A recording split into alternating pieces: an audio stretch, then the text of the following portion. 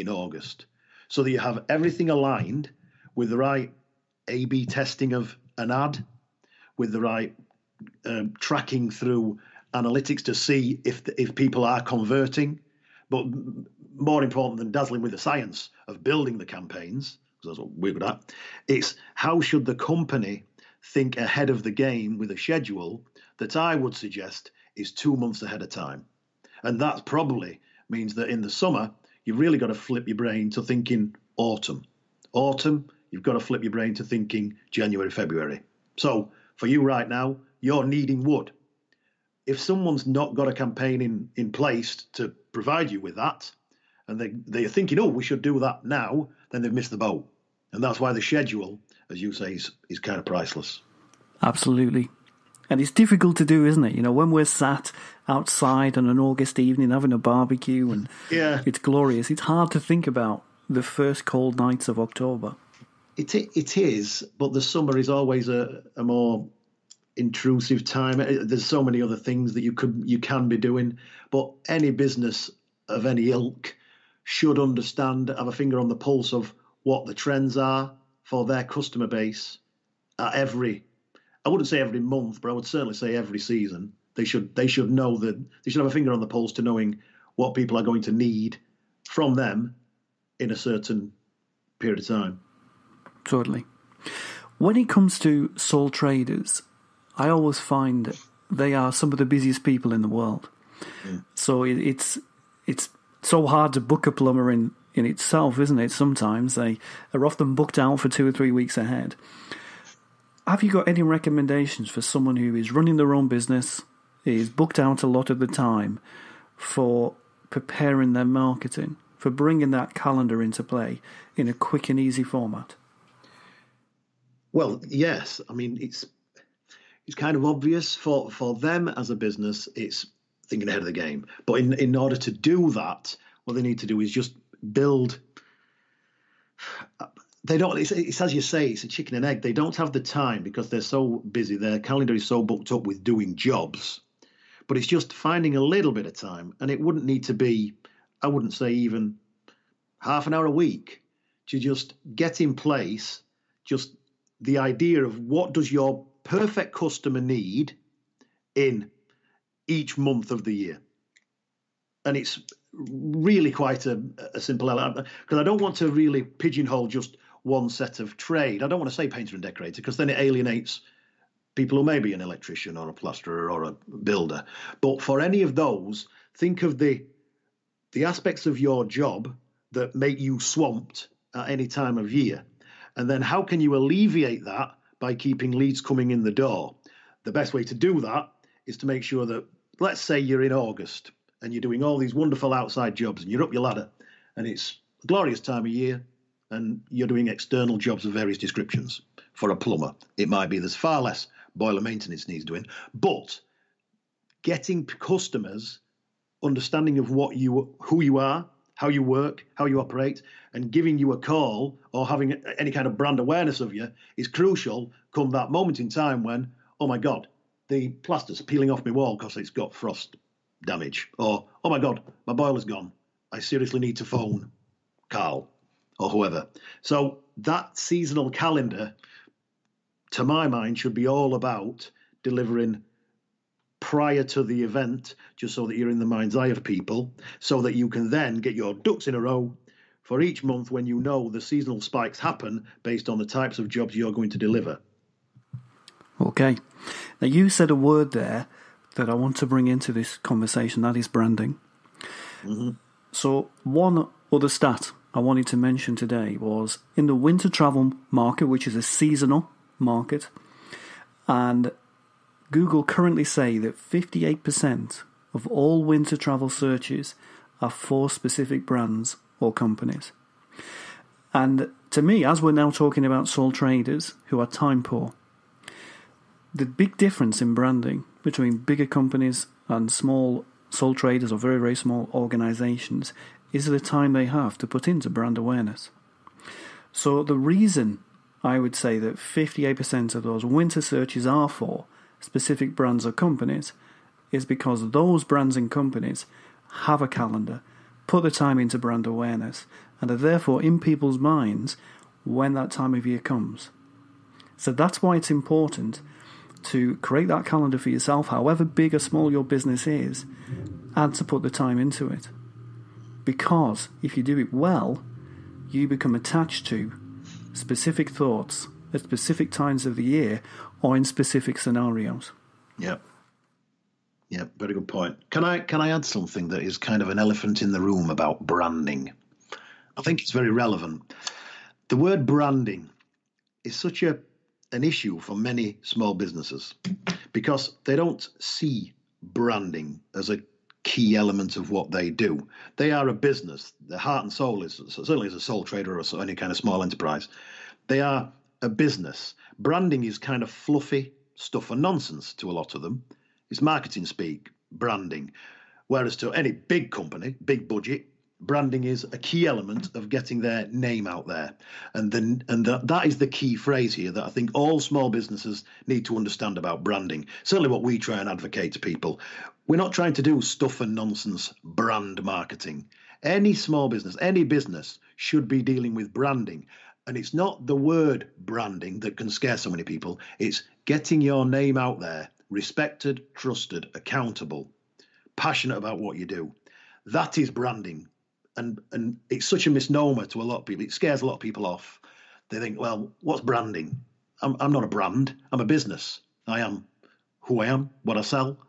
And so it's a lot more intimate and personal to them. The word branding is a bit faceless or is a bit too highbrow agency from the people that I speak to a lot.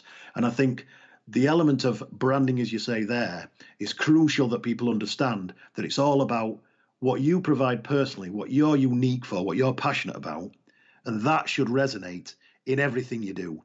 And it absolutely should be done, can be done in any kind of online advertising, because what you can then do is connect to the personal part of the process that somebody is in that decision-making part of their journey, whether it's on a smartphone, a tablet, whatever. Your brand can resonate with them through you passionately and personally connecting with what they need. Very good words. So I'm going to add to what you've said with the best definition of a brand I know. And it's something that a guy called Pete Denton up in Leeds taught me 20 odd years ago. And the way he describes a brand is a promise. So it's not a logo, it's not a design, it's not even the words. Fundamentally, it's a promise. And we then use designs and taglines and clever words to present that promise. Yep. So if we think of supermarkets, which are sometimes the best place to look for clever branding and good brand awareness, then I know if I walk into Waitrose, everything is more expensive. Generally speaking, I'm sure their marketing refutes that, but generally speaking it is. However, I get an experience of being in there. It's very nice to be in. You know, there's beautiful products I don't really find anywhere else. And their promise is that experience. If I go into Aldi or Netto, I know I expect to pay less. I know it's not going to be as pleasurable being in there. You know, I'm going to have to rush all my products through the tills and then go and pack them in my bags at the side, out the way, so they can continue checking other people in. And the experience is different. The thing is, they're both positive, but they're positive for different reasons. And where their brand awareness is fantastic is they present their promises very well. And that's the key to branding. Yep. Is your first question is, what is my promise to everybody I work with? How do I do this? And what can they expect from me and my company? You mentioned the point there about lots of small companies being scared of branding, and that's because in the media we're presented as branding being expensive, being a huge amount of money for BA to rebrand themselves. And it's great that they go and invest that much money in that branding. But fundamentally, branding is free because it's that promise. If you then want to go and spend lots of money with a clever designer or a clever copywriter to reflect your promise in a more interesting and engaging way, that's fine. But every company should be aware of what their branding is, i.e. what their promise is, and be out there telling as many people as they can about it. Yep. But great stuff, Neil. Great points. Yeah, absolutely.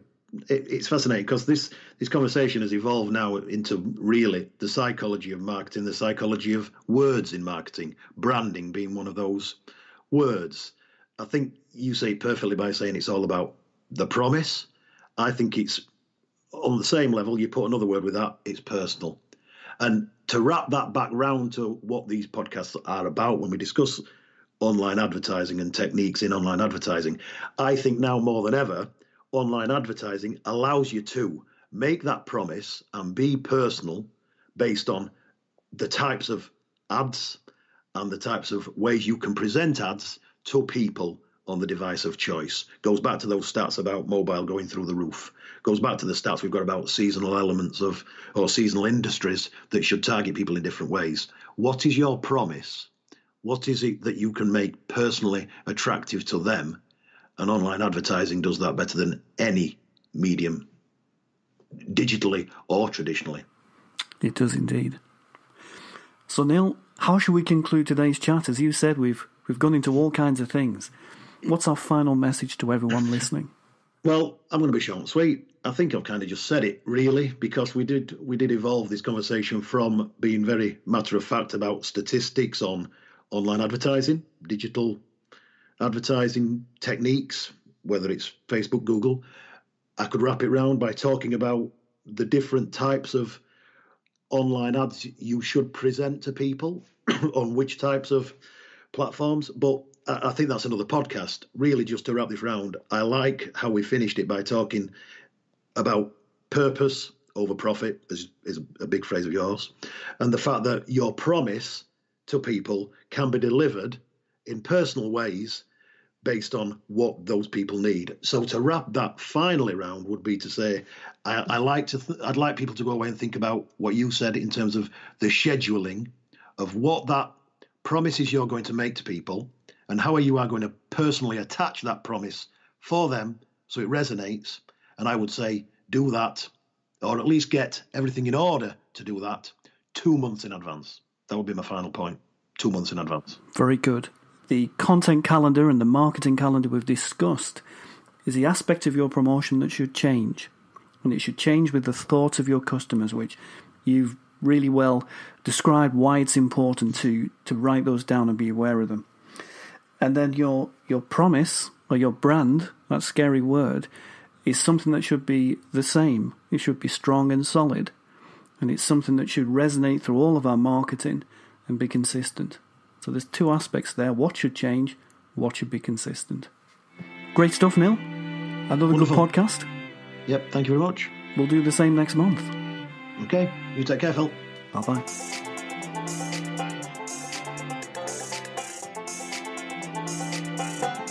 My name is Phil Byrne, and I'd like to thank you for listening today.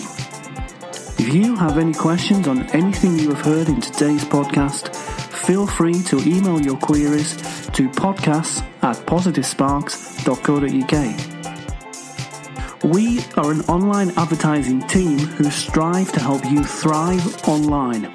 Want to know where to start with pay-per-click for your business?